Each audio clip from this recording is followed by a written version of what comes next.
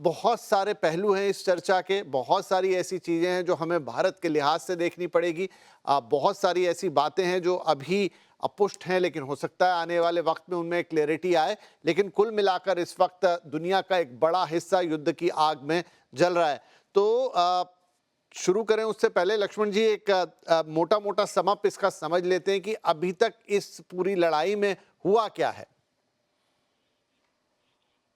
देखिए, इस पूरी लड़ाई में अभी तक ये था कि कल के बाद ये देखा जा रहा था कि कितनी लंबी लड़ाई चलेगी, लेकिन जिस तरीके से ईरान जवाबी कार्रवाई कर रहा है और ईरान ने तो यहाँ तक दावा किया है कि इजरायल के नेतन्याहू के कार्यालय पे हमने हमला कर दिया है, जो उनके खाड़ी के देश हैं उनकी जगहों पे हमला किया जा रहा है।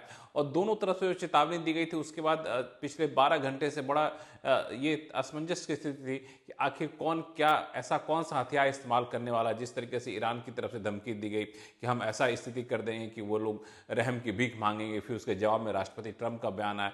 उसके बाद से लगातार ये अटकल चला था कुछ बड़ा होने वाला है, हालांकि वैसा कुछ बड़ा नहीं हुआ है। लेकिन खास बात यह है कि ईरान की तरफ से भी जवाबी कार्रवाई की जा रही है और उधर की तरफ से भी हमले लगातार यहाँ पे जारी है। इस बीच भारत सरकार की तरफ से बयान की अपेक्षा की जाती है। भारत सरकार क्या कहता है? बहुत ही संतुलित बयान आया प्रधानमंत्री मोदी का कि इस पूरे क्षेत्र में जो भी कुछ हो रहा है वो हमारे लिए बेहद चिंता की बात है।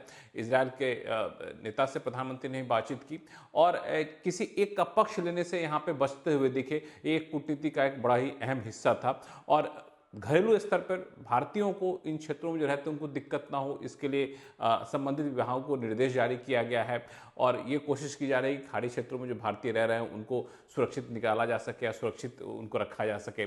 और दूसरा जो आर्थिक पहलू है, जो शिपिंग सेक्टर है, एक्सपोर्ट सेक्टर है, उनके साथ लगातार बैठकों का सिलसिला चल रहा है और अगले 24 घंटे तक चलेगा, ताकि उन लोगों को देखा जाए कैसे इसको मैनेज किया जाए, शिपिंग की कीमतें ना बढ़े, कैसे एक्सपोर्टर्स को दिक्कतें ना हो। और लॉन्ग टर्म में ये वॉर खींचेगा इसकी उम्मीद शायद सरकार भी नहीं कर रही है। तो तैयारी भी वैसे ही चल रहा है कि अगले एक आध हफ्ते तक किस तरह से मैनेज करना है।